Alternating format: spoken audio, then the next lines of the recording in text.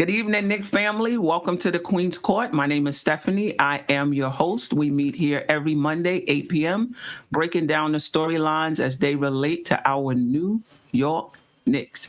If you haven't already, hit that subscribe button, subscribe to the channel, hit that notification button so that way you'll be notified anytime this show goes live, anytime Josh, aka Uncle Fulio's The Controversy goes live, and anytime Sim, the creator of this show, drops a video or he goes live as well.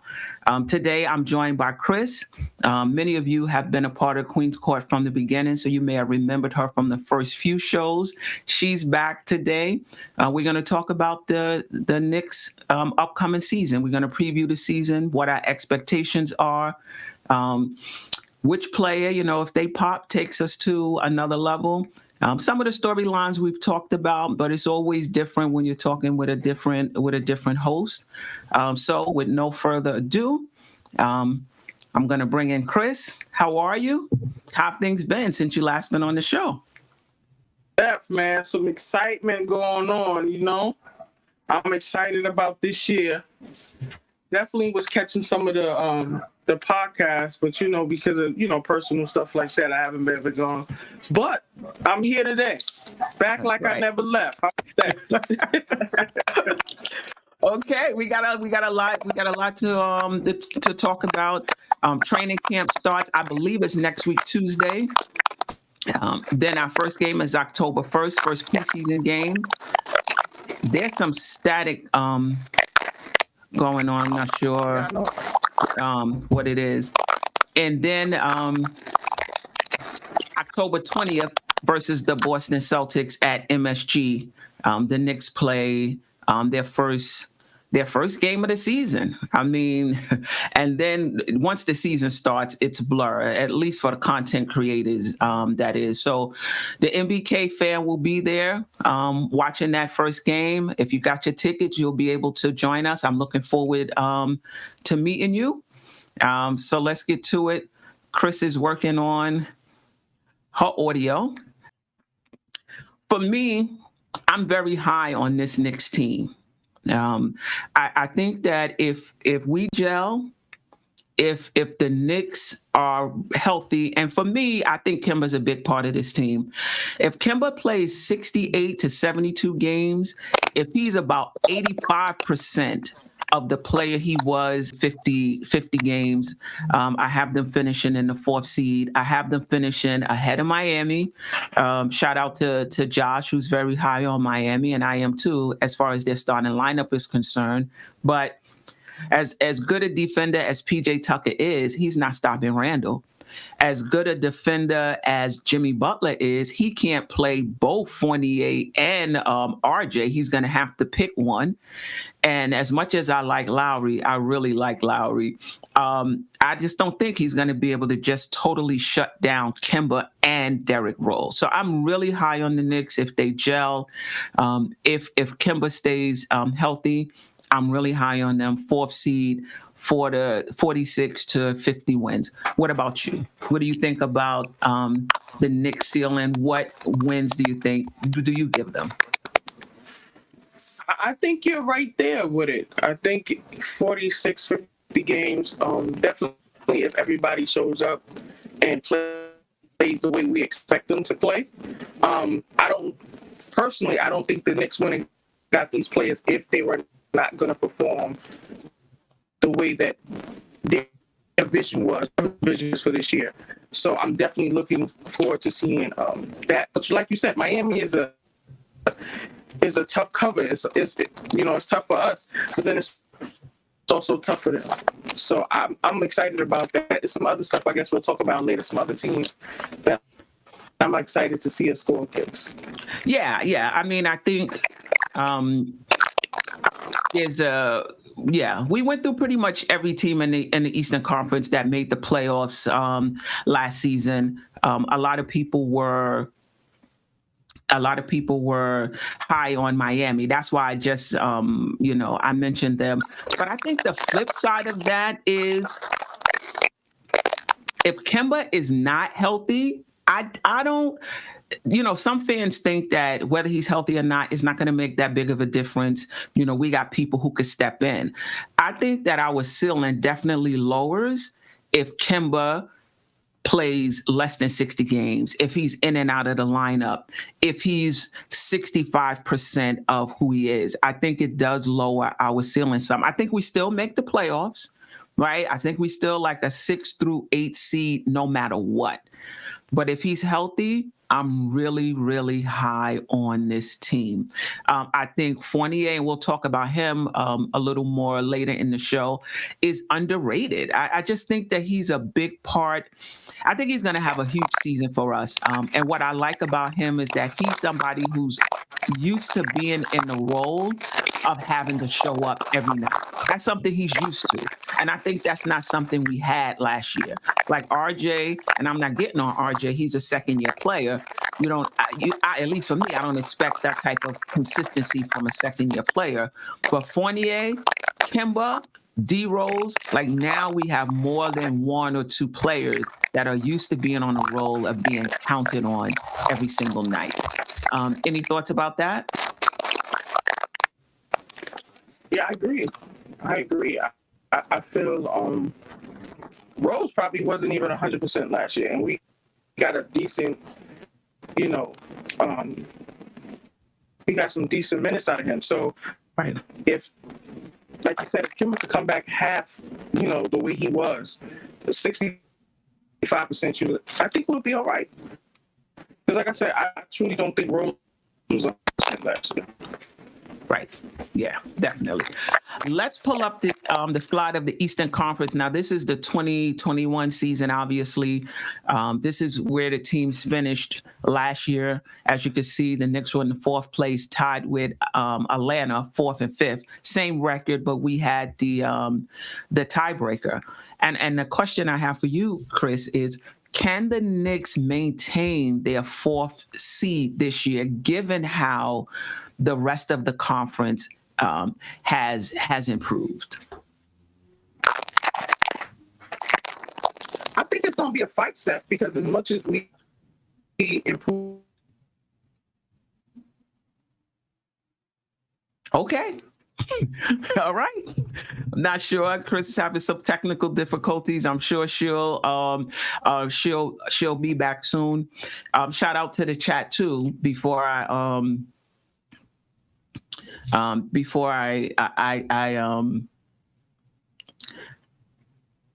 give my answer. Mike Morgan, appreciate you. Quiet Money, always supporting, appreciate you. Brooklyn Butch, Tricky Nikki, always supporting, appreciate you. Tim Smith, Lorenzo Gibbs, Afro Jetty, appreciate all of you. Yes, what's going on with the audio? Yes, we're gonna try to fix that. But in the meantime, I'm gonna talk to you a little bit about what I think about the Knicks finishing in the fourth seed. I think the Knicks are gonna maintain the fourth seed if they are healthy. I think we're really there's been people in the chat. I think the Knicks are going to finish sixth. I think the Knicks will finish seventh. I need to, and a lot of people are really high on Miami, but this Knicks roster, let's put up the Knicks roster. Now, every team in the Eastern Conference has questions, right? Every team in the Eastern Conference, there's questions. And the number one question is health for every team. And two, especially with the influx of new players to the roster, will the team gel, right? So most teams have to deal with that. I think us have the risk of injuries probably a little higher, just given Rose history, Kemba's recent history. The risk may be a little higher, but everybody is dealing with that. The possibility of injuries, the possibility of not gelling, right?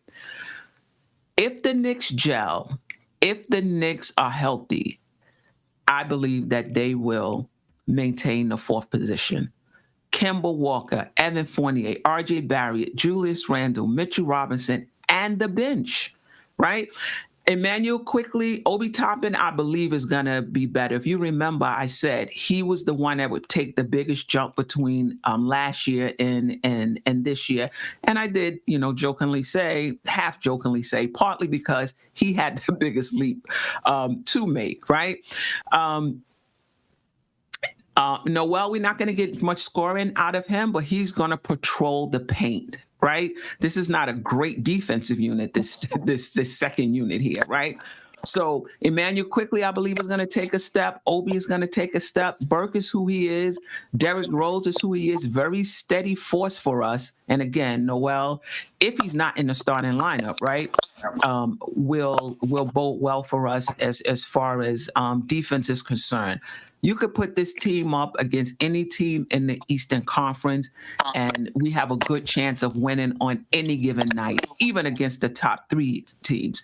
But in terms of final seedings, I really think the Knicks can finish in fourth if everyone is healthy and we gel. I just don't see a better roster from those other teams, 1 through 10. You may argue that the team may have a stronger starting lineup, but those who finish 4th through 10, I believe the Knicks roster is as good, if not better, than those teams. Chris, Definitely. What do you think? Can the Knicks maintain their 4th seeds, or given the improvements of the other teams' roster, you don't think so?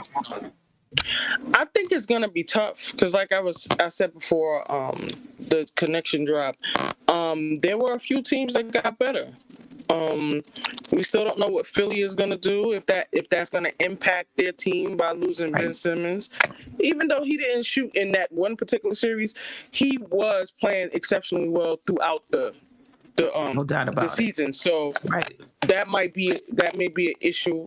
Brooklyn is always an injury away from them, struggling. Right. Miami got better. Milwaukee, they won the chip. It's hard to dethrone them because right now they where they are. Right. Chicago got better. I don't know how that's gonna play out. It's because those guys all of them are kind of young and they gotta gel together and stuff like that. So I really see, us fighting to maintain that 4th spot, because you never know. And with everybody being improved, because this is the first time in a long time that everybody 1 through 10 has a decent team. It's gonna be I think it's gonna be a good season because anybody can any roll given night. Exactly. Yeah. I do think it's going to be a dogfight. Who do you think? And we've talked about this on previous shows. I'm just trying to get your opinion. Do you think the Knicks have gained ground on Atlanta? And do you think with the improvements Miami made, do you think the Knicks have a better roster than Miami, or a better team than Miami? I don't know. I think we kind of match up with them, because as much as we have to match up with them, they have to match up with us. As you said, with those matchups with, Lowry having to play Rose or having to play Kimber, and then you have who's going to guard Randall. So that's a good point. But Atlanta, they had our number until we can beat them, in a series, I don't know how to say that. I don't really know. I mean, on paper, we look like we're going to beat them. But, when we get there, people might have flashbacks of the playoffs and they might not play. Or people might have flashbacks of the playoffs and be like, y'all not going to beat us again. Right. So I really don't know, and it's a good I don't know, because it's like you're anticipating that game. They're anticipating that game. So everybody's going to come, with their hands up. So I'm excited about that. Yeah, definitely. I mean, I think you're right with Atlanta until you play the games. you just don't know.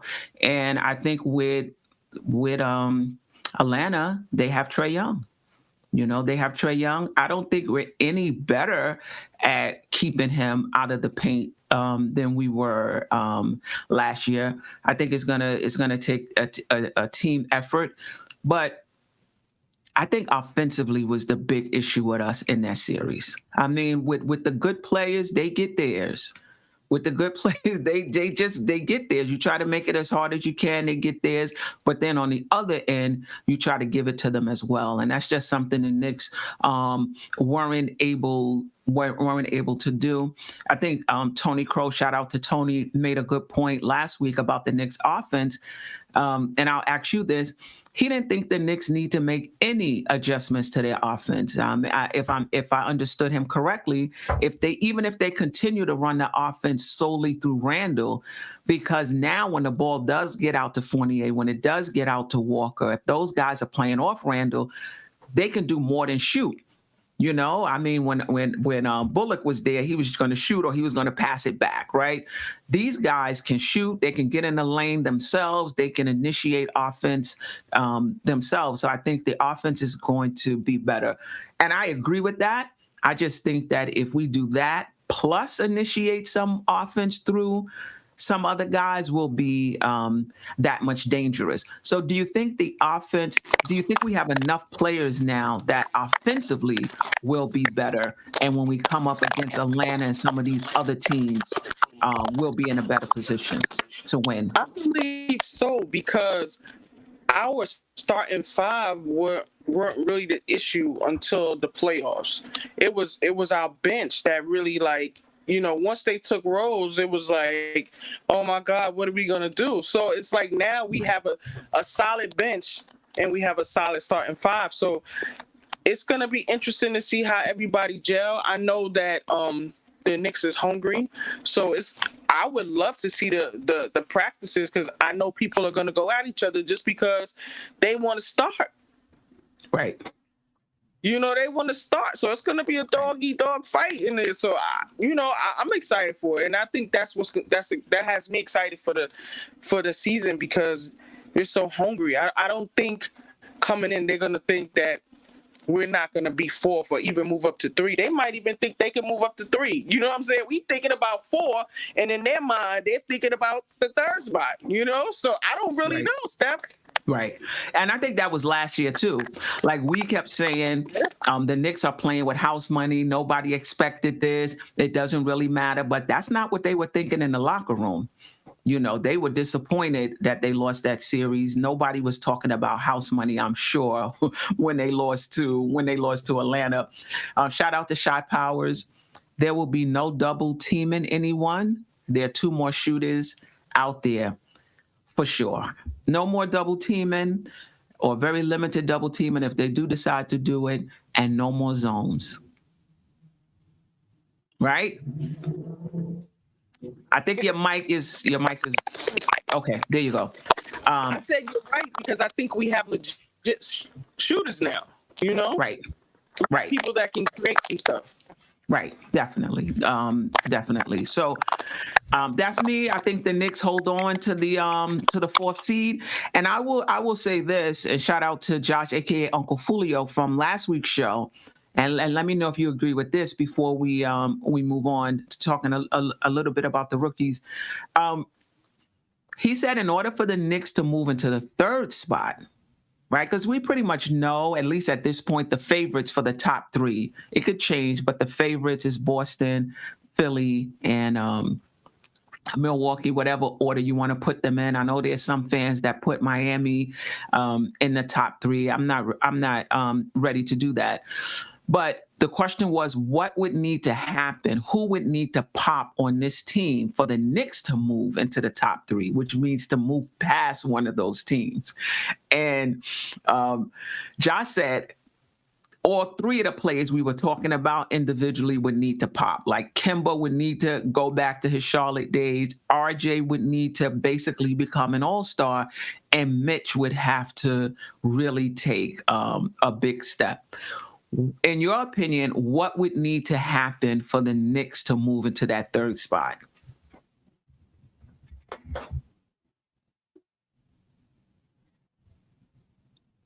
You muted. You're muted. Okay. Oh. I truly believe that Obi, Quick, these guys got to show up. They got to show us something, or somewhat consistent of what Quick was playing in the beginning and what Obi was doing in summer league. Like, you gotta you got to put that together on where it counts. I definitely think Fournier has to show us something. Kimba has to, at least keep the defense on the other side honest, because, when he played us, he killed us. He got past our point guard. He got to the basket and stuff like that. Like, if he can do that, I think we'll be okay. I just really want to see what Mitch is going to do, because I feel like our offense and defense kind of goes with him, because he gets the block or the rebound, or he deflects a shot or something like that, which get us going, because they ran a lot last year. It looked good. We were controlled in some times when we were running. So I definitely feel like there's some people that, because of their energy and their skill set and who they are within the team, will definitely spark other people. Because Randall get his shot and he start getting pumped up. Now you have other people that's knocking down shots and stuff like that. So the energy definitely is transferable. But I just feel like the second year people have to show us, and the new people that came in, because we already know what we got with the people that's with us. We already know what they're going to bring us. Right. That's a good point. And actually, I never thought about quickly and Obi popping and that rising our ceiling, or that contributing a lot to our success. Don't get me wrong. I do think that they're going to be helpful, but it just brings me back, for those who remember the Detroit Pistons back in the 80s, when they had Dennis Rodman and John Sally. Like, they had a really good starting five, but those two guys came off the bench and really elevated them, and was really integral to the winning season that they had. So I didn't think about this, but you're right. I could see, if Obi pops, if IQ pops, that really does rise our ceiling and gets us closer to that 50-game season, or maybe even, I don't know about the third season. I think more people would have to pop, because I just think in their second year, they'll probably be inconsistent. So I don't know if we can count on them, game in and game out. But over the course of a season, if they're playing really well, that does help the Knicks. That does help the Knicks for sure. Change his game. I think Obi has to change his game, though, because I think he's trying to be finesse and power and dunk and all that.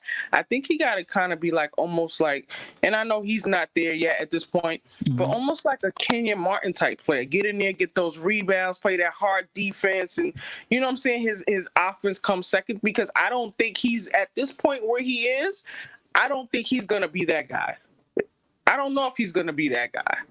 I don't think he's going to be, because, they're not really putting him with people that's in his, his position as a power forward. Like, there's no more posting. There's no more back to the basket and stuff like that. So I think he got to change his game, one, to get time, and two, for him to be effective. Because sometimes it looked like he's kind of lost, even though he had a decent end of the season and stuff like that. The beginning was rough.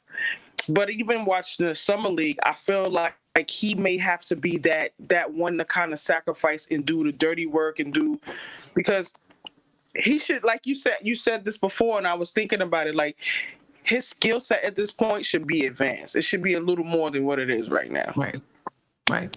You bring up a good point. So basically, run the floor, hit the offensive rebounds, get us extra possessions, play, good defense, rebound, like that type of player, more so than somebody just standing out, shooting threes.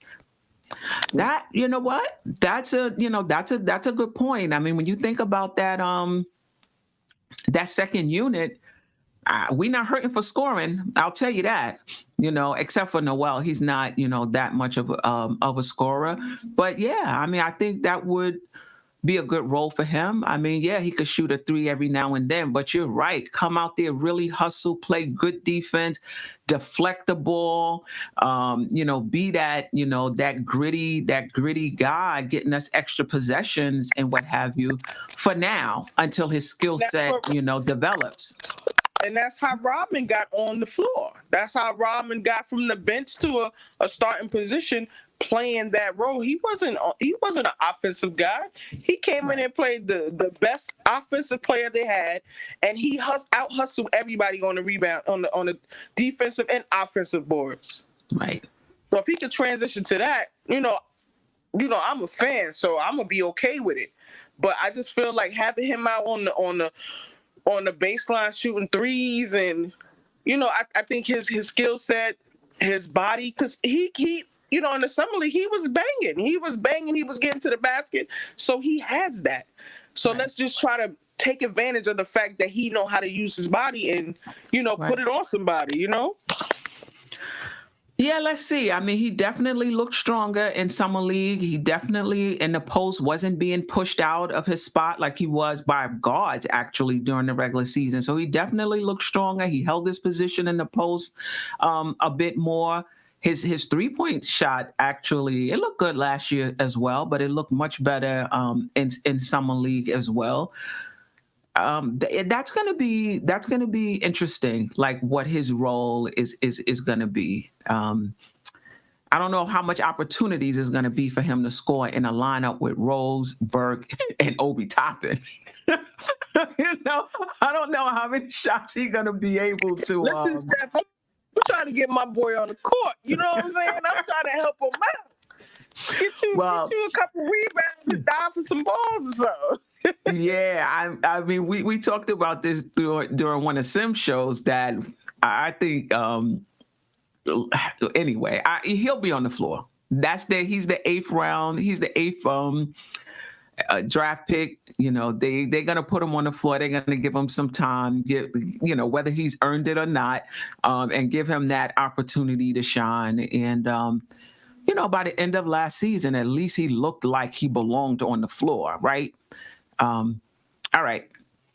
Let's skip over the rookies for now. They do the rookies last. They got to earn their time. Let's talk about the additions of Kemba and Fournier and what that means for us as a team. How do you think they fit, or do you think they fit into the Knicks? What do you think they bring? How do you think they're going to help us? And just your thoughts on those additions as we go into the season compared to the players they replaced in Bullock and Elf Payton. Kimba brings more on the offensive side where Peyton did the defense, and I get it. He did occasionally go to the basket. He played a little bully ball, but Kimba is in New York. I mean, what better point guard to have in New York than a New York born point guard? I wish we got him a little earlier when his knees was okay and stuff like that, but I think he's gonna bring that grind and that grit and that toughness, because that's what we're about. Fournier, I just believe that he's probably gonna be the sleeper on the team. I don't really know how much is expected of him. I hope that he doesn't turn into like a Bullock type player. I hope he kind of moves into something else. But I really feel that he's probably going to, I'm not going to say fill in the Mrs. Pieces, but he's definitely going to be a piece that's going to be critical to our offense, especially with that starting five. Yeah, no doubt about it. And shout out to the chat.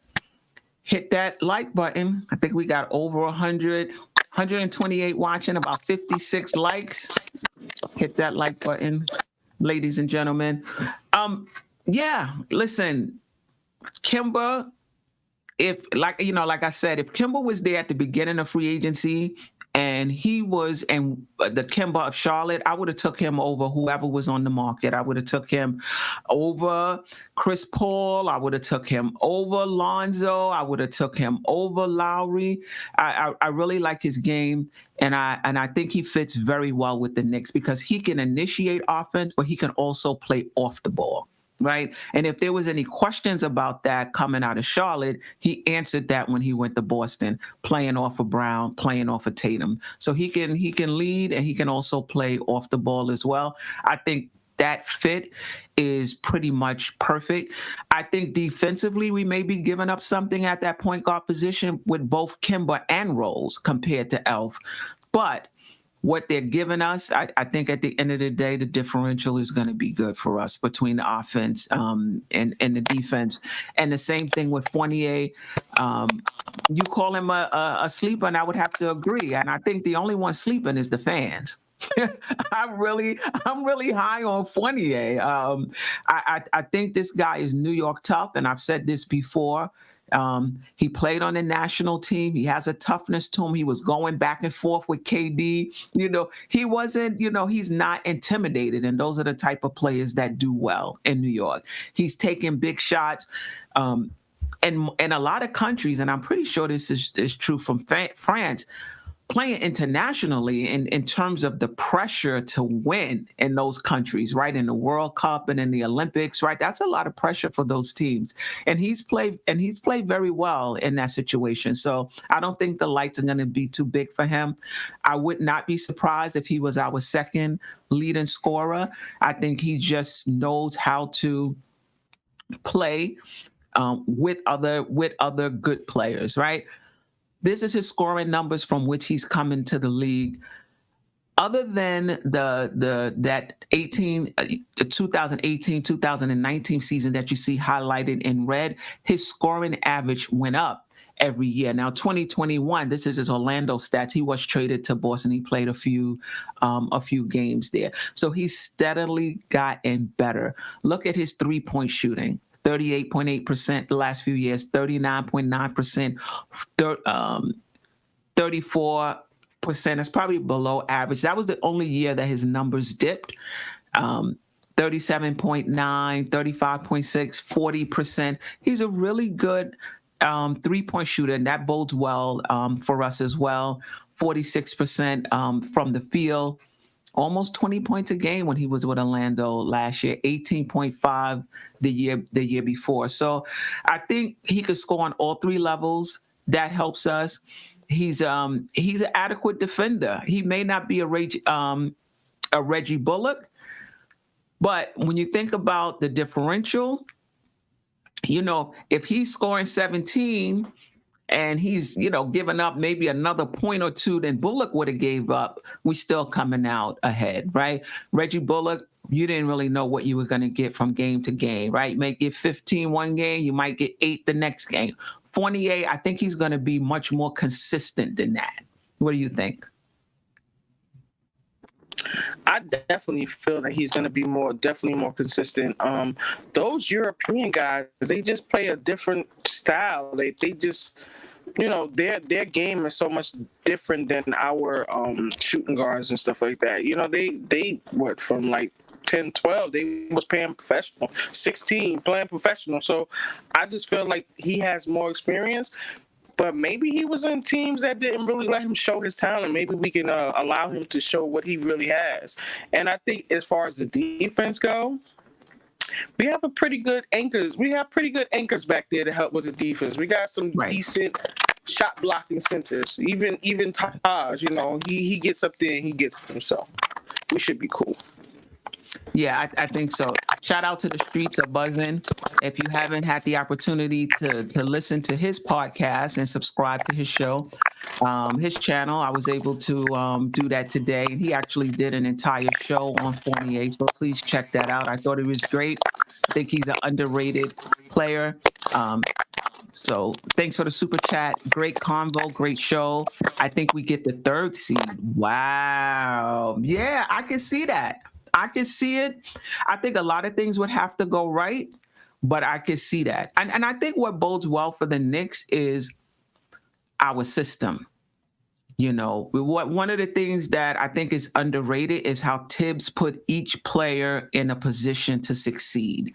Like when you think about RJ last year, he took a lot of shots, assisted shots, right? The ball was passed to him and most of his shots came off of a pass. He didn't do that well in terms of putting the ball on the floor and creating his own shot. I think it's something he could have done. He probably wouldn't have done it at a high percentage, but he could have done it, right? But the way they structured his offense, if you're not good at something, you're not going to be practicing that on the court. We're going to look at what you're good at, and that's the shot you're going to take. Now, once you practice shooting off the dribble, you'll have more opportunities to do that. And I think that's what the Knicks, that's how the Knicks structure their offense. So in that case, I think as far as Fournier is concerned, he'll have the opportunity to do what he does best.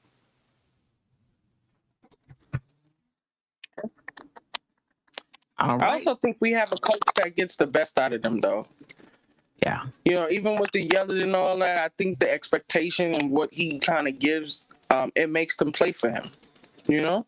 Yeah. So I can definitely see them kind of exceeding some expectations and showing out this year a little bit. I would love to see it. I would love the third spot, but it's going to be a tough road. It's going to be a dogfight.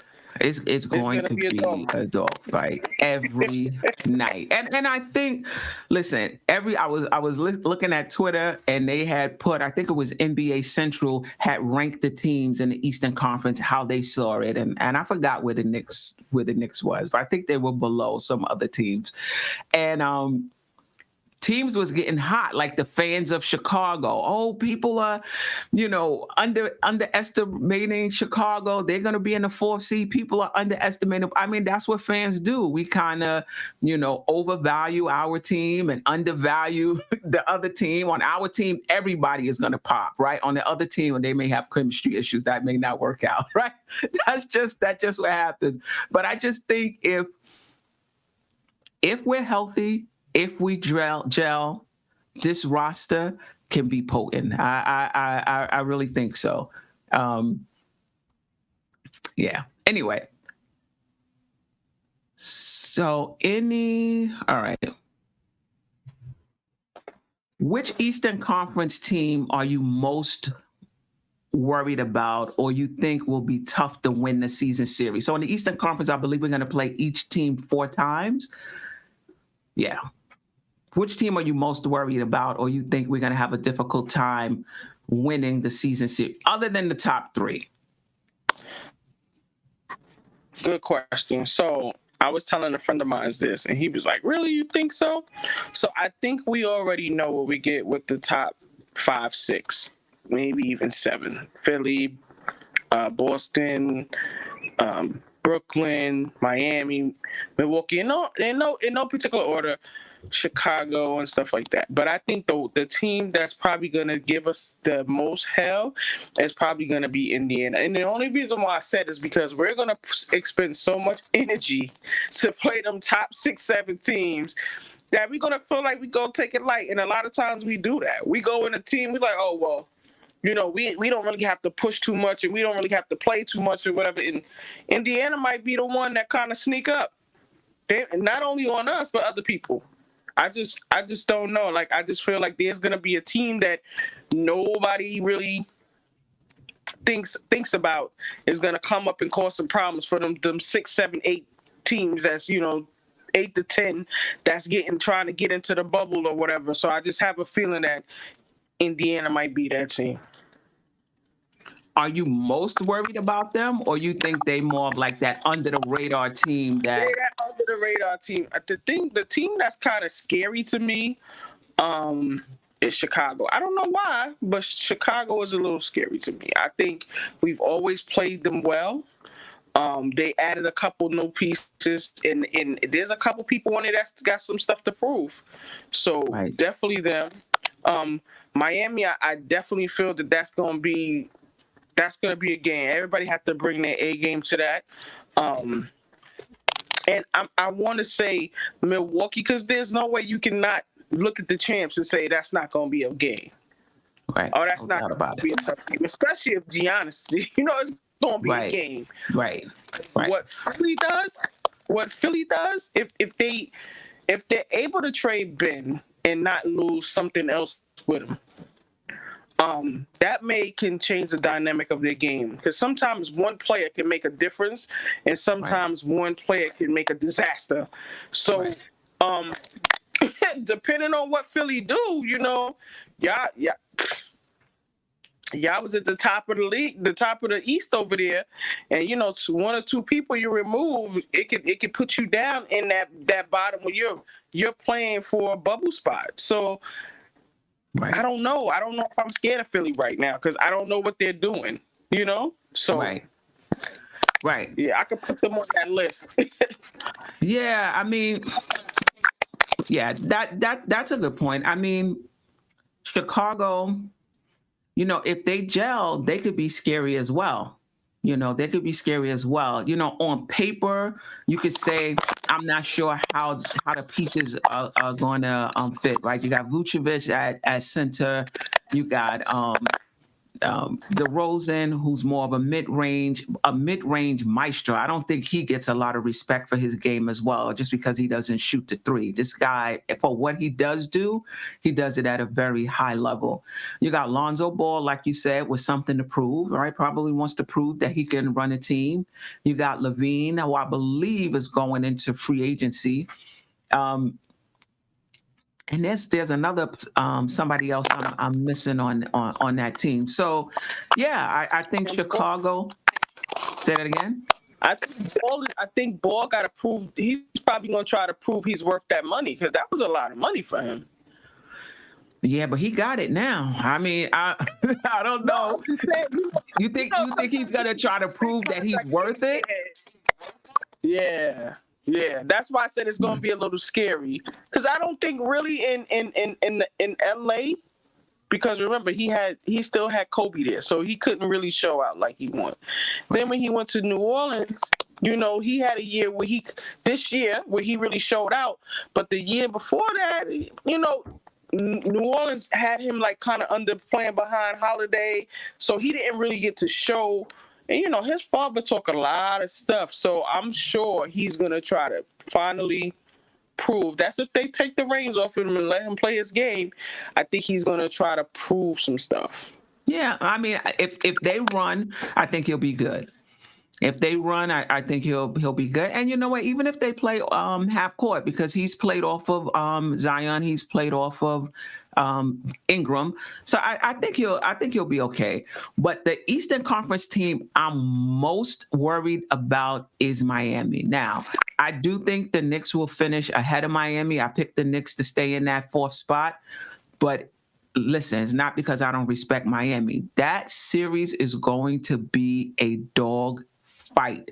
That, just like last season, that series came down. There was a few games that came down to the last possession. I'm expecting more of the same. I just think the Knicks are deeper, and I just think that as good a defensive team as they are, and they got players who could score as well.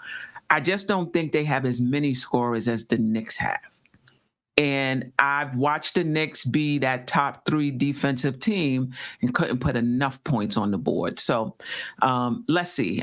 Let's see. But that's the team I'm most worried about. But when you break them down position by position, like I was talking about in the beginning, as good a defense as they are, I just can't see them stopping the Knicks. But that's the team I'm probably most worried about. It would be Miami. Now, am I concerned about a few other teams? Yes, I'm concerned about Atlanta. They got Trae Young. Trae Young proved that he is a budding superstar if he's not that already, right? And he proved that he could put a team on his back and he can make them better. He proved that. So I'm concerned about Atlanta, but the team that I'm most worried about is Miami. And because you were talking about under the radar teams, that's going to give us more problems than we think. Charlotte. I think Charlotte, yeah. But see, Charlotte is those teams, in my opinion, that we're all right. There's not a lot of separation between those teams, at least on paper, right? At least on paper. And so it's the games, the actual playing the games is what's going to separate us, right? So Charlotte is right in there. In my opinion, Indiana is right in there. Boston is right in there. Miami, Atlanta, right in there. I'm thinking about a team that didn't make the playoffs last year. That would be Chicago, right? I don't know if Chicago was under the radar, though, with all of the changes that they've made. That's a tough one. That's a tough one. I guess I would say um, Chicago. But I don't think they're that under the radar at this point. Anyway, let's talk about our rookies. Right now, I don't think any of the rookies, Sim, McBride, Grimes, I don't think any of them will crack the rotation, right? However, out of the three, if one of them were to do it, which one do you think has the best chance of cracking the rotation, and why?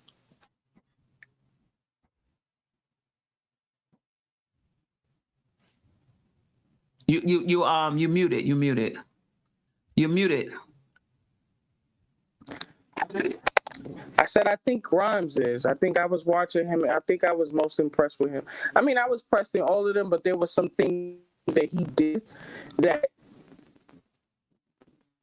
make you seem like he's a seasoned player, like some of the passes and some of the things of that nature. So I think for me, he kind of, yeah, he made a little impression on me. I would like to see him get. Okay. What about you? Probably McBride. Only because of the two players ahead of him. They can miss games due to injury. I think that at that two position, you got Burke, you got Quickly, you got Kemba who could play off ball, you got Rose who could play off ball. So there's a lot of two guards on the team. So I don't really see Grimes cracking the rotation unless there's a few injuries. But I could see McBride cracking the rotation, not just due to injuries, but because he plays defense. And when you look at Kemba, you look at Rose, as much as they put the effort out there, don't get me wrong, they put effort out on the defensive end. They're not great defensive players. And I could see Tibbs valuing that. I could see Tibbs getting tired of point guards getting into the lane, and maybe not playing somebody in the second half to put McBride in, right? Or letting him play more because, like over, I don't know, a stretch of 15, 20 games as he's crunching the stats and he's seeing, how hard it is, how difficult a time we're having stopping, the point of attack. I could see McBride easily getting some minutes. So I think he has the best shot. Sims will be in the G League, but Noel and Mitch, at least last season, also missed games due to injuries. But Tibbs, I believe, would go with Taj before he pulls Sims up from the G League if any of those guys got injured. And just want to shout out the chat. May 4th, appreciate you, Andre Bryant. If McBride gets minutes, then it will further expose how bad of a bust Frank was. Lorenzo Gibbs thinks Jericho Sims is the most likely of the rookies to come out to get playing time or crack the rotation. And Pudge Nice says Deuce. One of the things I will say is, they're rotational players, they're situational players right now. During the course of an 82-game season, something is going to come up where they get some time, right? A regular part of the rotation, probably not, but I do see situations in which they will get some time. Any other thoughts on them?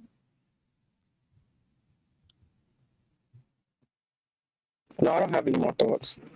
Okay. Anything else about the upcoming season that you're looking forward to that's a cause of concern?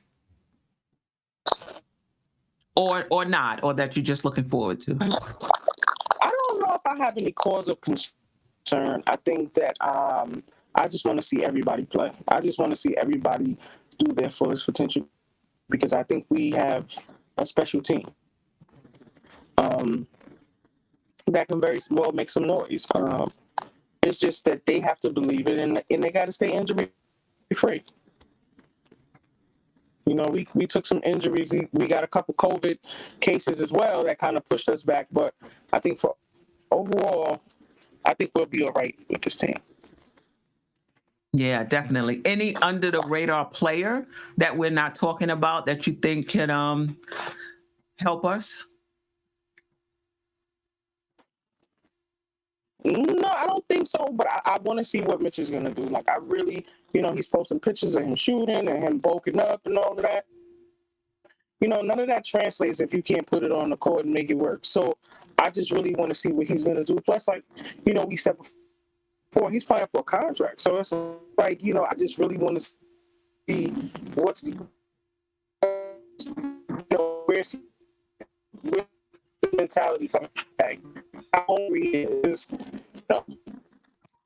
He had two injuries that kind of took him out of a lot of stuff. So I just want to see where's his head coming back and if he's ready.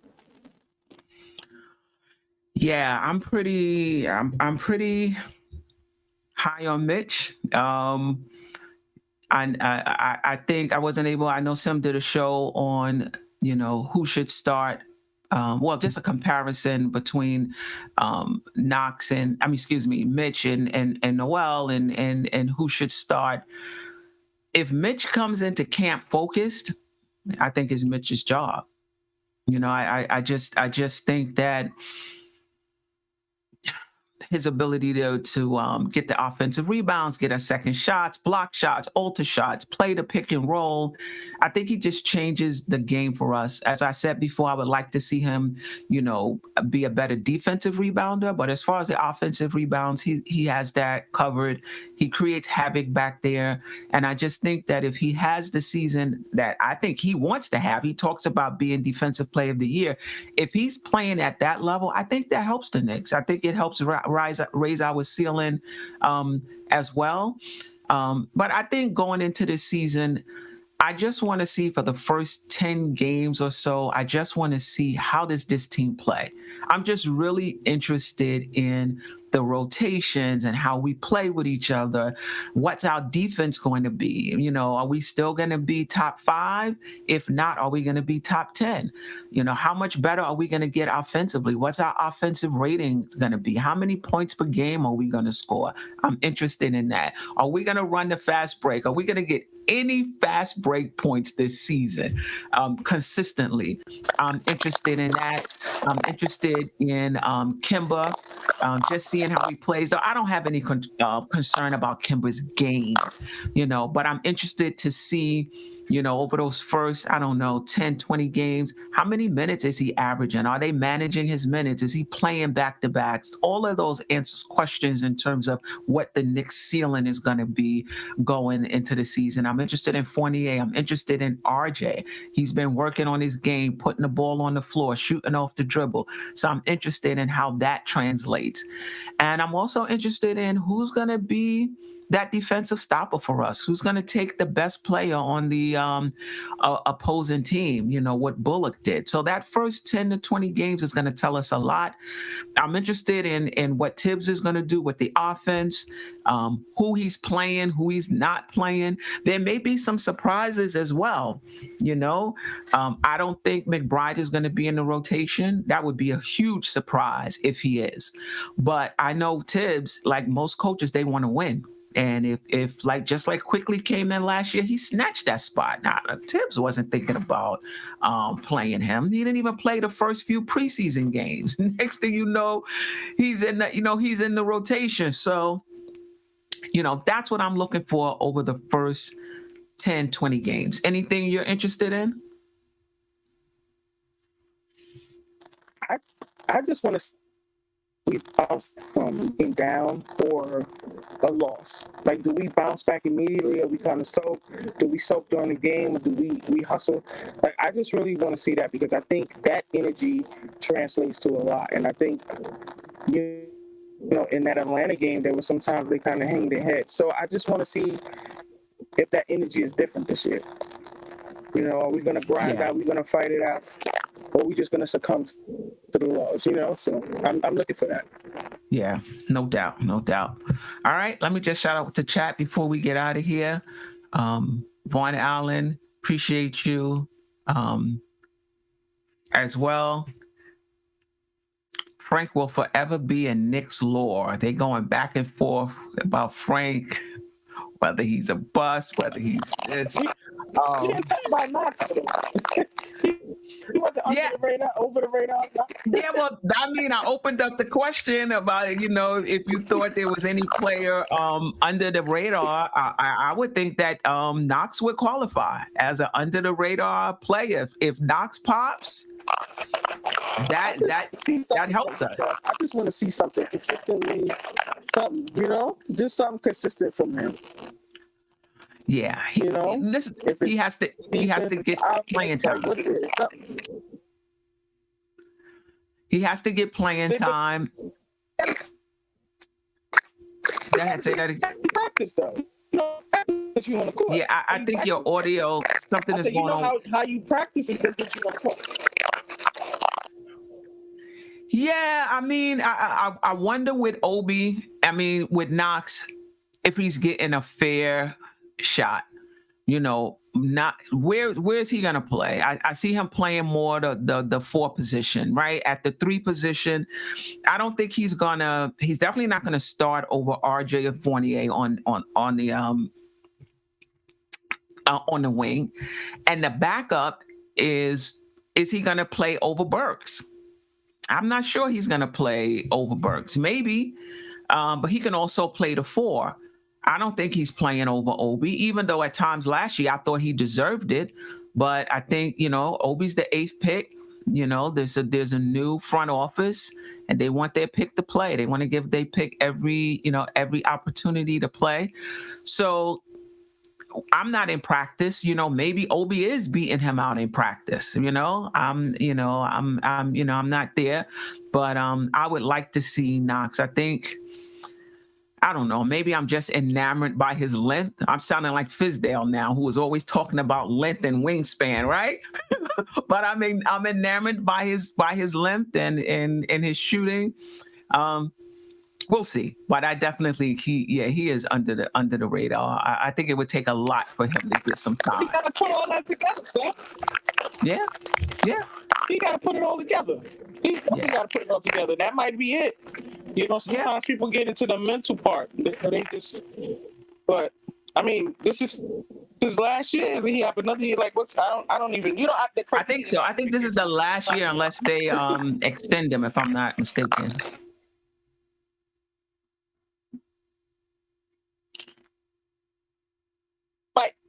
He might end up in Dallas with your boy Frank if this doesn't work out here. It seems like Dallas like to take our players. The Dallas Knicks, right? All right, let me just shout them out, and then we out of here. Andre Bryant. Knox is the only player with length who can play small forward. I mean, RJ, it sounds like he's grew a little. He could play small forward. Fournier is 6'7", but I would love to have a 6'9", 6'8", 6'9" guy with some length playing that small forward position. Knicks Nation 112, appreciate you. Knox was consistent, but once D Rose came, he never got to play with D Rose, which would help his confidence. He lacked confidence, and the Knicks is not helping his confidence. He's too nice of a kid. Listen, if you want it, you got to take it. I mean, that was my argument, with Frank as well, that, he didn't get the opportunity. Again, it could be the same issue with Knox as well. This front office didn't draft him. So we will see. Knicks has the edge on a lot of teams with their defense and Coach Tibbs. I'm not sure our defense is going to be what it was last year. I don't think it's going to drop off to where we're in the bottom, 5. I still think we'll be a top 10 defensive team. I think we're going to be better offensively.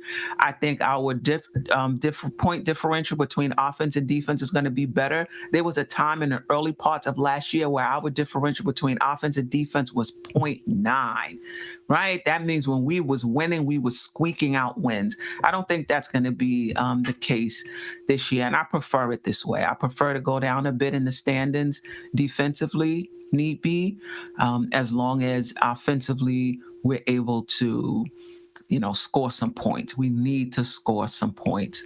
So anyway, Knick family, thank you so much for joining me and Chris on the Queen's Court. I appreciate all of your support. Again, I'm Stephanie. You can follow me on Twitter, BKSteph33. I'm here every Monday, 8 p.m., breaking down the storylines as they relate to our New York Knicks. Be easy, Knick family. I'll see you next week.